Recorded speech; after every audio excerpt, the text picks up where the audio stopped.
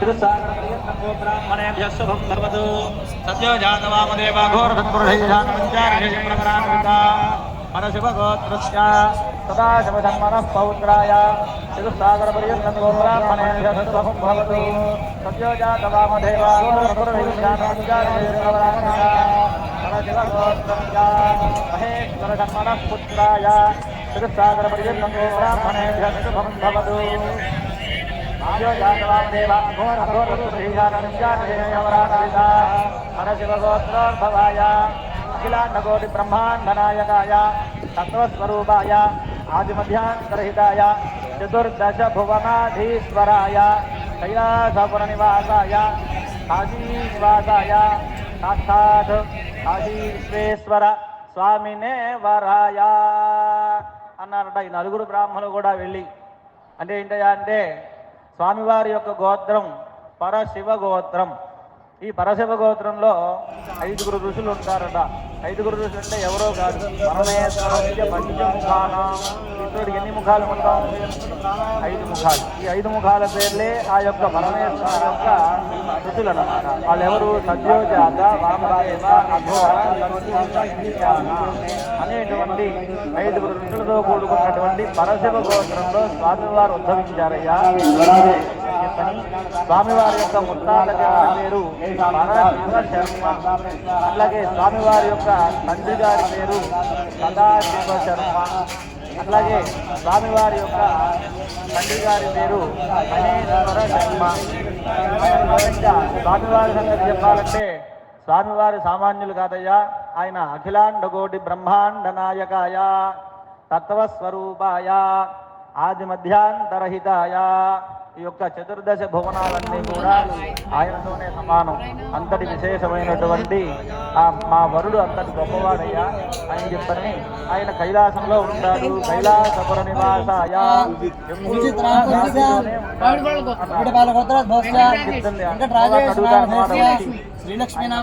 అమ్మవారు కైలాసంలో ఉంటే అందరూ వచ్చి అడుగుతున్నారు అన్నమాట. భక్తులు అడుగుతారు అన్నమాట. అమ్మ ఎక్కడున్నారు ఈశ్వరుడు అని చెప్పని అడుగుతారు.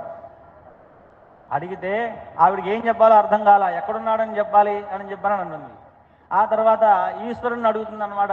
ఈశ్వరుడు వస్తాడు కైలాసానికి.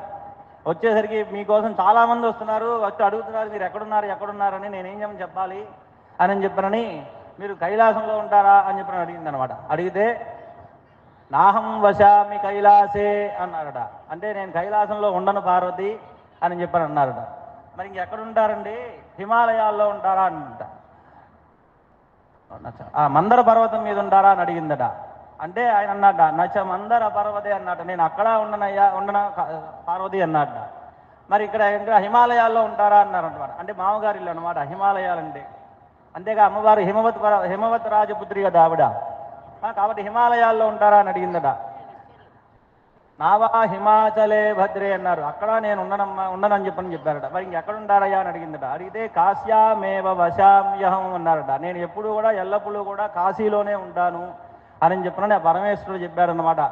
కాబట్టి ఆయన కాశీపుర నివాసాయ అయినటువంటి మా వరుడయ్య, ఆయన అంతటి విశేషమైనటువంటి పెళ్లి కుమారుడు మా వరుడు అని చెప్పనని వాళ్ళు చెప్పారట. చెప్పేసరికి ఇప్పుడు అమ్మవారి వైపు ఉన్నటువంటి పురోహితులు చెప్తున్నారు, అమ్మవారి యొక్క గోత్ర ప్రవరాదులు చెప్తున్నారు అన్నమాట. ఓం చతుస్సాగర పర్యంతం గో బ్రాహ్మణేభ్యః శుభం భవతు.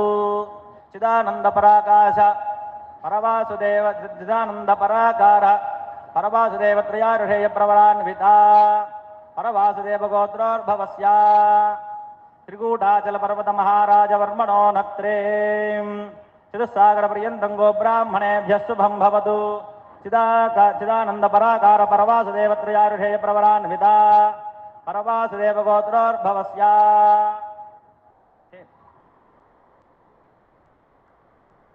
గంధమాదన పర్వత మహారాజ వర్మణ పౌత్రీం చతుస్సాగర పర్యంతం గో బ్రాహ్మణేభ్యః శుభం భవతు. చిదానంద పరాకాశ పరవాసుదేవ త్రయారుషేయ ప్రవరాన్విత పరవాసుదేవ గోత్రోద్భవస్య హిమవత్ పర్వత మహారాజ వర్మణ పుత్రీం చతుస్సాగర పర్యంతం గో బ్రాహ్మణేభ్యః శుభం భవతు. చిదానంద పరాకాశ పరవాసుదేవ త్రయారుషేయ ప్రవరాన్విత పరవాసుదేవ గోత్రోద్భవాం అఖిలాండకోటి బ్రహ్మాండ నాయకీం తత్వస్వరూపిణీం ఆదిమధ్యాంతరహితాం ఇచ్ఛాశక్తి జ్ఞానశక్తి క్రియాశక్తి స్వరూపిణీం మహాకాళీ మహాలక్ష్మీ మహాసరస్వతీ స్వరూపిణీం కాశీ అన్నపూర్ణా నామ్నీం కన్యాం అన్నారు. ఇప్పుడు అమ్మవారి యొక్క గోత్ర విశేషాలన్నీ కూడా చెప్తున్నారు. అమ్మవారు అయ్యవారు పరశివ గోత్రంలో ఉద్భవిస్తే అమ్మవారు పరవాసుదేవ గోత్రం అంట అమ్మవారిది. ఈ పరవాసుదేవ గోత్రానికి ముగ్గురు ఋషులు ఉన్నారట. ఎవరు? చిదానంద, పరాకాశ, పరవాసుదేవ అని చెప్పనని. అటువంటి గోత్రంలో ఉద్భవించినటువంటి అమ్మవారి యొక్క ముత్తాత గారి పేరు త్రికూటాచల పర్వత మహారాజు గారు, అట్లాగే గంధమాధన పర్వత మహారాజు గారు, అట్లాగే అమ్మవారి యొక్క తండ్రి గారి పేరు హిమవత్ పర్వత మహారాజు గారు అయినటువంటి అమ్మవారండి. మా అమ్మవారు కూడా సామాన్యురాలేం కాదు. ఆవి కూడా అఖిలాండ కోటి బ్రహ్మాండ నాయకీం తత్వస్వరూపిణీం ఆది మధ్యాంతరహితాం చతుర్దశ భువనాధీశ్వరీం ఇచ్ఛాశక్తి జ్ఞానశక్తి క్రియాశక్తి స్వరూపిణీం కాశీ అన్నపూర్ణ నామ్నీం కన్యాం అన్నారు. మా అమ్మవారు కూడా మీ అయ్యవారికి తగినటువంటిదే, ఏమాత్రం తీసిపోదు అని చెప్పనని వాళ్ళు చెప్పుకున్నారు. ఇప్పుడు జరగబోయేటువంటి దాన్ని మధుపర్క పూజ అంటాం. మధుపర్క పూజ అంటే గౌరవంగా చేసేటువంటి పూజని మధుపర్క పూజ అంటారు. ఇప్పుడు స్వామివారికి మామగారైనటువంటి హిమవత్ పర్వత మహారాజు గారు ఇప్పుడు మధుపర్క పూజ అనేటువంటి కార్యక్రమం చేస్తున్నారు. అదంతా కూడా మనందరం అంటే ఏంటి అంటే చక్కగా స్వామివారికి పాదప్రక్షాళన చేయడం, మంచి వస్త్రాలు ఇవ్వడం, ఆ తర్వాత ఆయనకి పెరుగు బెల్లం, మధుపర్కం అంటే అదేనమాట, పెరుగు తేనె కలిపినటువంటి మధురమైనటువంటి పదార్థాన్ని మధుపర్కం అంటాం. అటువంటి మర్యాదలన్నీ కూడా ఇప్పుడు స్వామివారికి ఆ యొక్క హిమవత్ పర్వత మహారాజు గారు చేస్తూ ఉంటారు. ఓం రాసబృహస్యాచార్య సంధి మహాత్వద్యోషం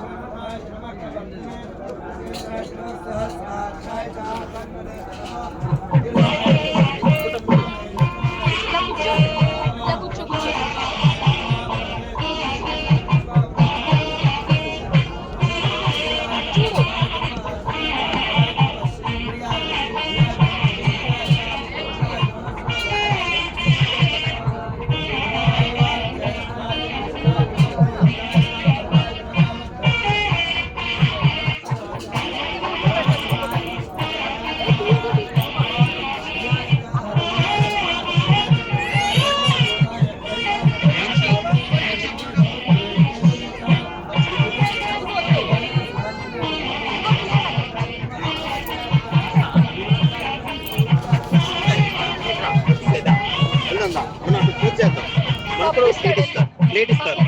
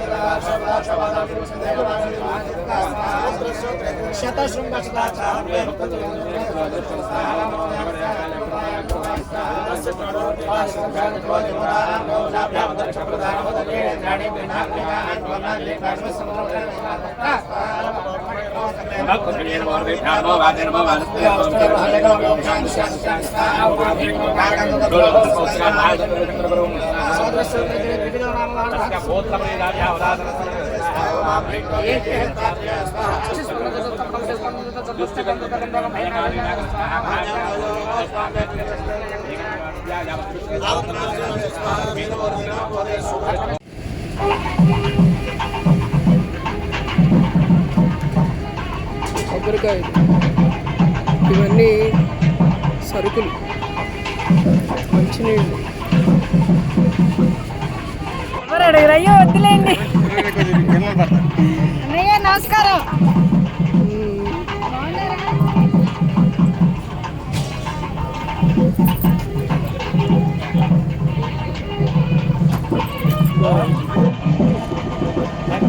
నెయ్యి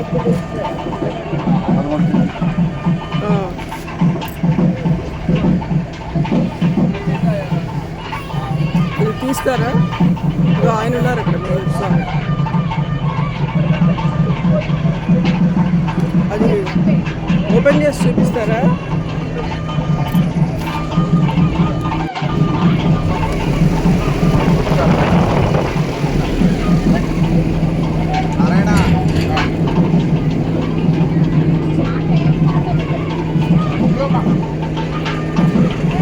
ఎక్కడున్నాయిరా?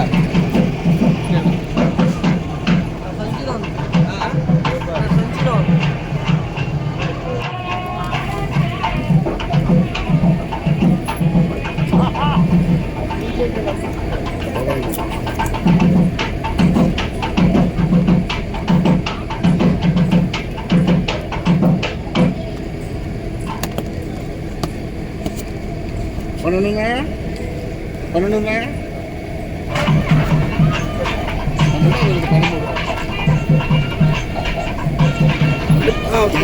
ప్యాకెట్ ఒకటి పైకి తీయండి. సరే అండి. అది కూడా దేని మీద వేసాను పక్కన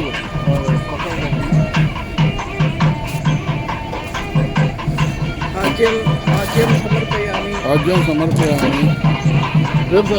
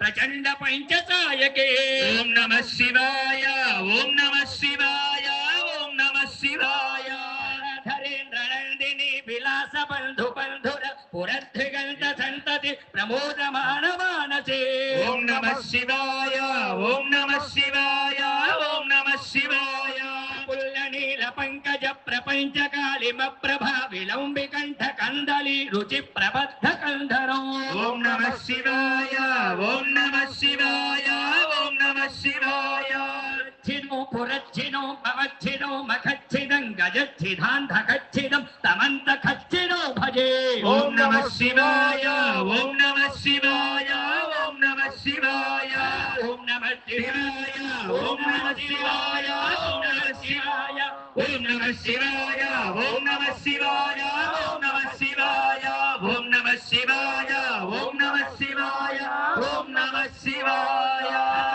पार्वती बतये ఏమండి వాళ్ళు చాలా మంది స్వామిని అర్చిస్తూ ఉంటారు. మన గొంతు కూడా ఆయనకి వినబడాలి. గట్టిగా చెప్పండి, హర నమ పార్వతీపతయే హర హర మహాదేవ అని గట్టిగా చెప్పాలి. మీరు గట్టిగా చెప్పేదాకా నేను చెప్పిస్తూనే ఉంటాను. హర నమ పార్వతీపతయే గోవిందా